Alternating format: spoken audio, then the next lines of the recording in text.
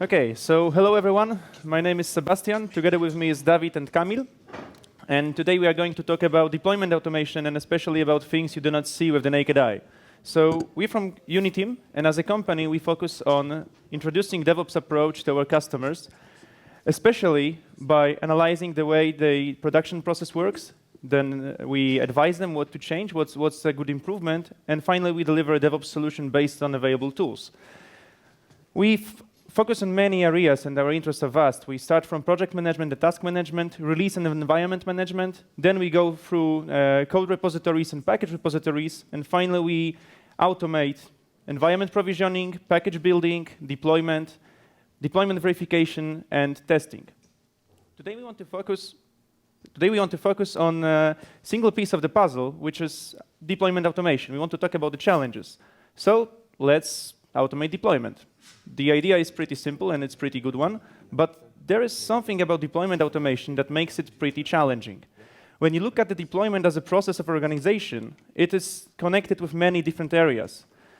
So it's pretty easy to stumble upon some technological debt that you need to overcome in order to automate the deployment. So this is the moment when you realize that this is just the first problem of many in the automatic deployment project. So you're in the situation that you might compare to being in the middle of the dark forest, where everywhere you look, you see some danger and challenges that you need to overcome, and you don't really want to be here because this is not the good place to do DevOps, right? You want to be out. So we chosen 4 most common challenges that we encounter in our projects, and we want to tell you about how to overcome them, what to do, and how to approach them in order to successfully deploy with automatic tools. So what we'll talk about. First of all, there are packages. How can we automate the deployment if every package we get from our developers is different? So packages are one of the problem. But on the other hand, the content of the package differs as well. So how do we cope with the files that are in the package? The files are different because we have many environments, so we need to send appropriate properties to them. So if we have multiple various environments, how do we cope with automatic deployment? Do we make deployment process for each of them, or what do we do? And finally, if currently we are deploying manually, our administrator knows what's happening. So if something goes wrong, he can backtrack his actions and fix the problem. And if it will happen automatically, will he have enough information to fix the problem if anything bad occurs? So these are the 4 challenges that we want to talk about today, and we want to show you our approach, our mindset behind those solutions. So without further ado, the first challenge is about packages. So what is the problem here? First of all, we have multiple sources of changes. We have many in-house developers and vendors that are delivering changes to us.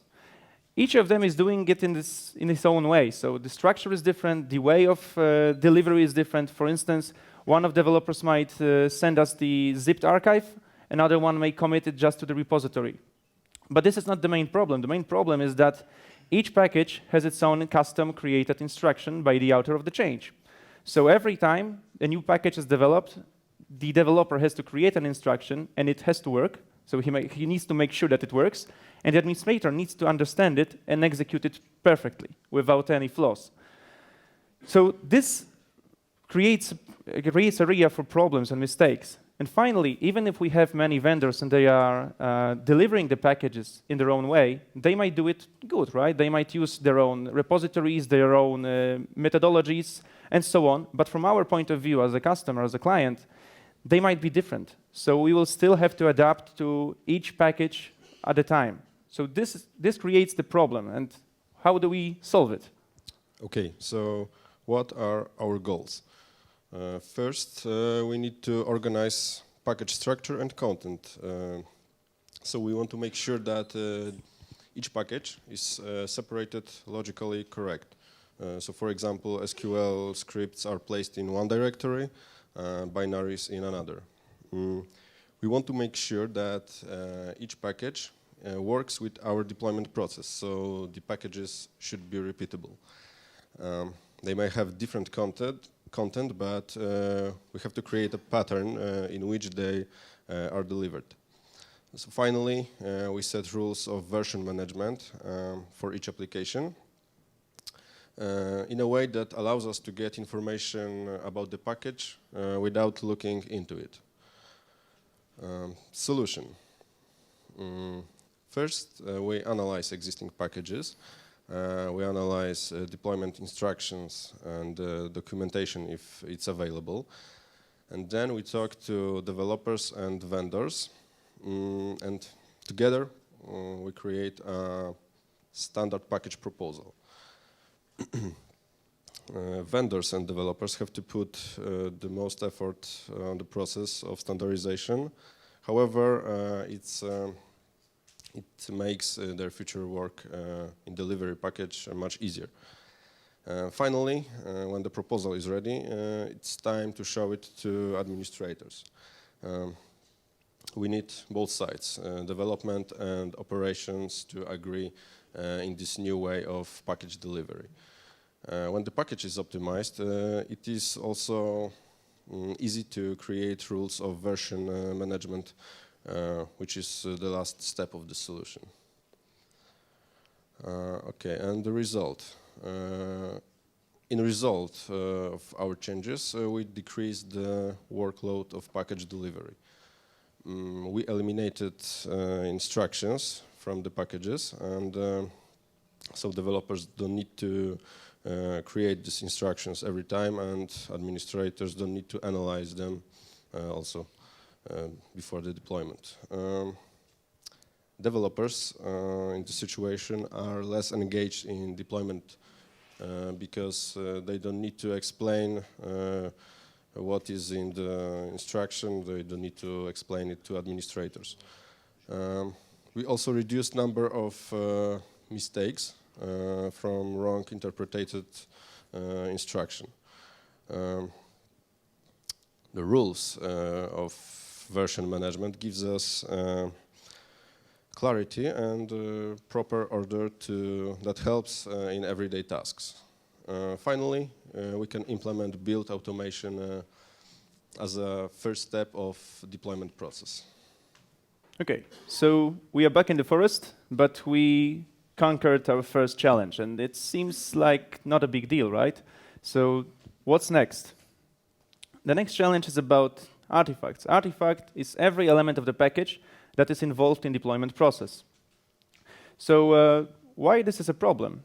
Those artifacts are the most important. The most important from the deployment automatization point of view are the properties and the specific configuration for each environment. So when we do it manually, usually the properties or some values are delivered in the property files or instruction, and administrator manually puts them in to the environment.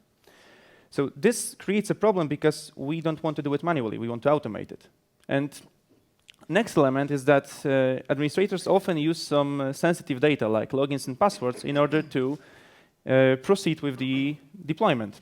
And we cannot simply store it in our tool because this might violate the security policies of our company. So this might rule out automation completely. So what do we do? Okay, so we have a goal where we're looking for artifact management simplification. That means that we are looking to separate specific artifacts which can be dynamically parameterized from the package or from the repository to a different location for further processing. So this also is related to separation of some security information, some confidential information, and also very often that kind of information, as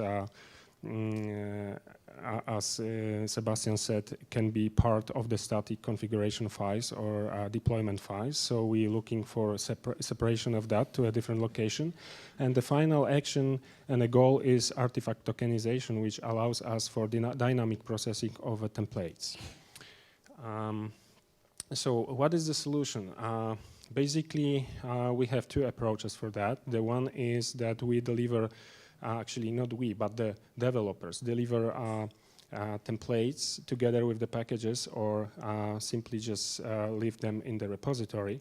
And then such templates can be processed by the deployment tool. So the second approach is to put that kind of templates into the automation tool. So what are the advantages? Advantages are that we can very easy have access to that kind of templates. Whoever has access to the repository and automation tool can reach the templates and manage them, adjust and change whatever it's needed. Also, that kind of templates are versioned, right? So we can go back to the previous version, compare what's changed, and so on. Additionally, we can parameterize the template. So on the screen, we have the logic how we can achieve that. So we assume that we have entry static artifact body, which contains all information needed for the, for instance, deployment to a specific environment, right?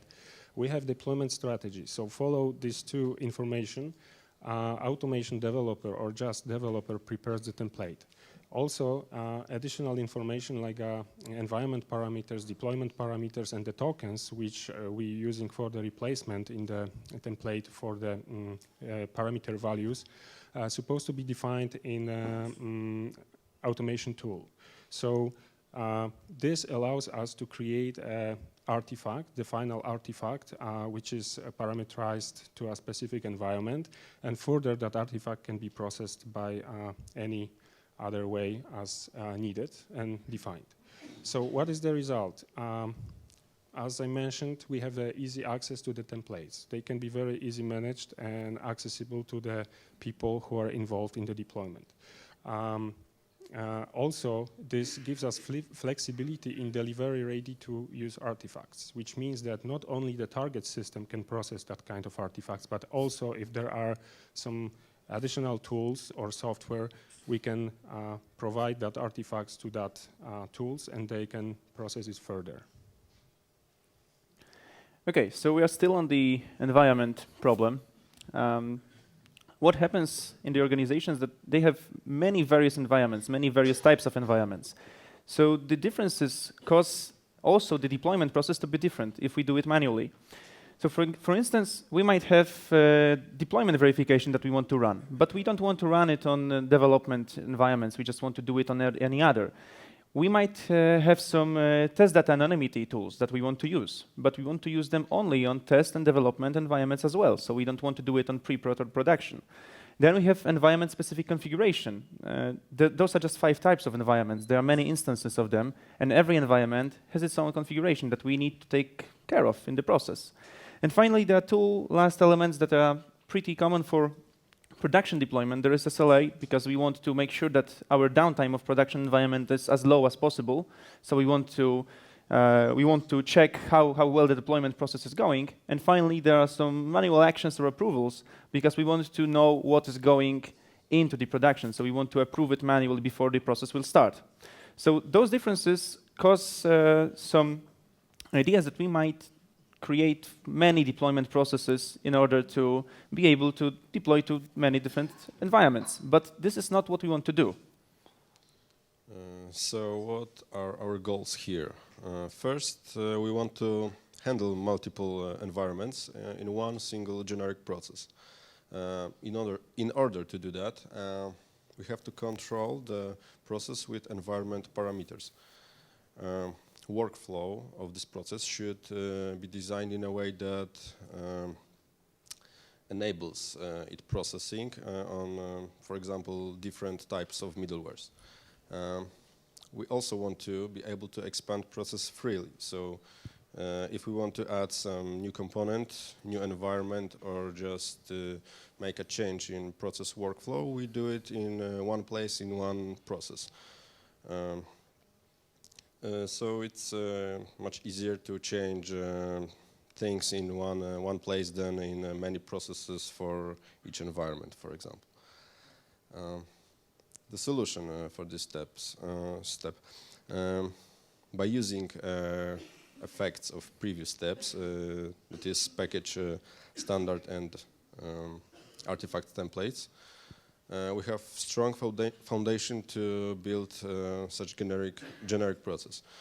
But first, we of course need to collect all the differences between environments.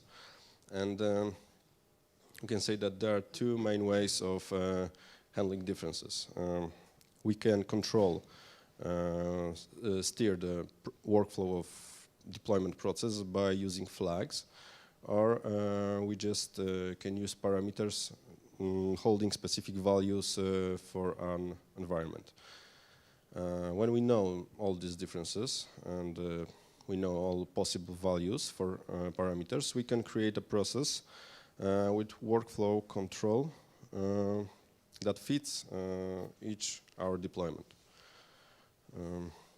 The differences cause execution using alternative paths or input of specific values during deployment.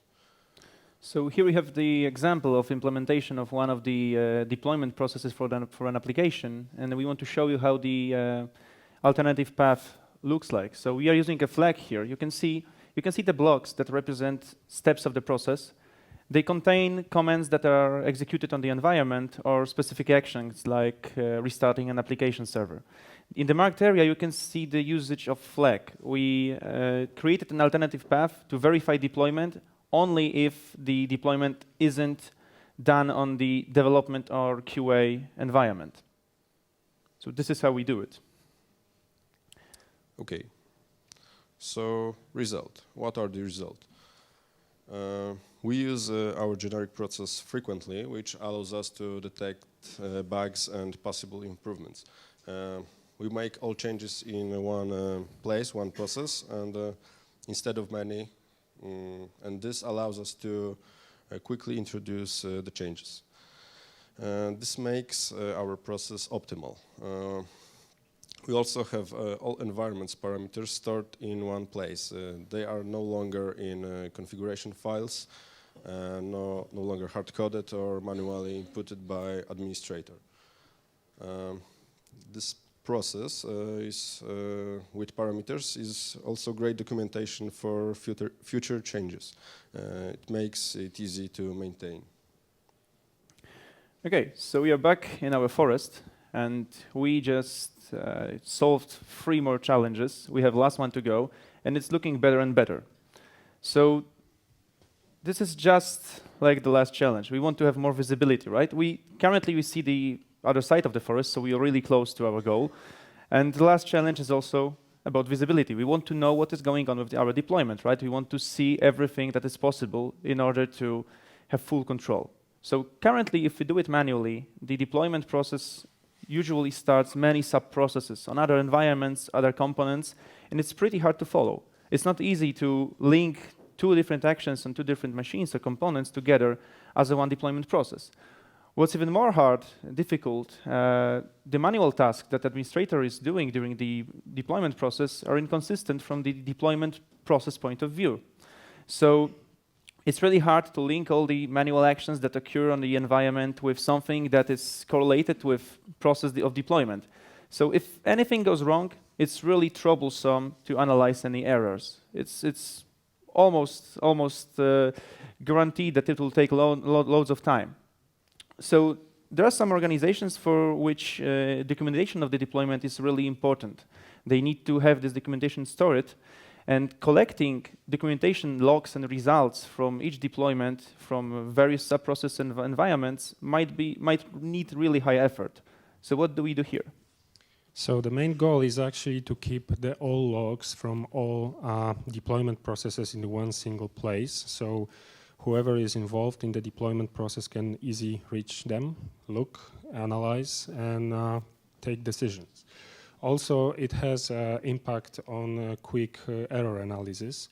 So this is the goal that if anything happens, this could be very easy found and delegated to the people who can solve the problems. And another goal is to have access to all parameters related to the deployment. It's not limited, but mostly it's environment, middleware, and deployment, strictly the process, different process parameters. So What is the solutions? There is one single and simple solution. Just use the automation tool, because most of the automation tools automatically collect all logs from all sub-processes. Of course, that kind of logs can be customized, which means that the output of the logs could follow the requirements. And finally, we can use some external tools to produce automatically documentation and deliver that documentation to the people involved in the processes. So this is the physical view on the process, audit process. So admin has access directly to the deployment tool. Deployment tool has an interface, for instance, web UI. So through that, the admin has access to the deployment process in runtime. So any changes, even live changes, are available. So he can even monitor what's going on in a specific situation. So the process is a set of sub-processes, so the tree is visible at the same time. And if automation tool has defined the process, the logs can be used to produce well-designed documentation. And what are the results? So basically, the automation tools, each automation tools provides access to the logs by just simple URL. It could be URL to the request process, where we can see the tree of the sub-processes and all logs. At the same time, because this is the tool, it automatically standardizes the output, right? So we can treat it as a documentation. And at the very end, administrator has access to the environment configuration parameters and deployment parameters. Possibility of analysis of processes and debugging. And debugging is the most crucial point of that, because very often the part of the deployments are just scripts, right? So each sub-process could contain the body of the script, which was already parameterized. So the admin can just copy that script in case of error, go to the destination environment and just paste that script and run it to see and debug the situation, what happened. Accessing through the URL or by documentation also shows the clarity of the deployment logic. And of course, administrator can take an action in case of error to assign the task to developer or somebody else from the team to address the error and request the repair of the error. Okay, so we addressed all 4 challenges that we promised, and the question is, was it really so difficult and hard, right? Maybe we wasn't even in the forest. And this is something that I would like you to take from this presentation. We have this luxury that when we come to the organization, we are outsiders. We are not in everyday situations that most people are. So it's easier for us to see what needs to be changed and what to improve in order to maximize the efficiency of IT department. It's something that you can also do. If you want to introduce some DevOps solutions in your company, take a step back, look at the bigger picture, because it's really not that scary. You just need to plan it and go step by step. Last thing we want to tell you is slogan of our company, move it forward. This is the thought that is really important for us. We like to increase the efficiency of IT departments. This is what we do, this is what our company does, and this is why we're interested in DevOps, as the culture of constant urge for improvements. So currently we are also looking for new members of our team. So if you're interested, if you liked our presentation, you would like to work with many organizations and many different IT departments and try to maximize their efficiency using DevOps tools, feel free to talk to us. We are outside. We have our station, let's say, where you can talk with us, and maybe we'll be able to work together. So thank you very much. I hope you enjoyed the presentation and you learned something from it. If you have any questions, I think we have a little bit more time. Yeah, we have a few minutes for one question. Do you have anything you would like to ask? One question. Yeah, hi. Thank you for the presentation. Can you maybe mention a few tools we could use to do all that, like specific tools? Yeah, we are after 2 projects when we introduce the tools for deployment automation, and in both of those we use IBM Urban Code with help of some open source tools like Jenkins or some code repositories. So this is where we have the most experience. But there are also open source tools that you may find, and they're really well documented. There are also Puppet Labs, so it's really easy to get into it. One more question. Let's do that. Hello. Hello. I got a question. Have you got any experience in massive scale deployments, like software that waits gigabytes on hundreds of servers? Currently, we are finishing a project for a bank. So it's a financial institution. They're also always huge. And the level of automation there, we automated like over 30 systems right now. So yeah, we have the experience. Probably can share some more information about this project Yeah. at your stand. We really encourage you to contact with us. We are a whole day here, so it would be great to talk personally, right? Okay, so thank you so much for the presentation. Thank you very much. Applause, please.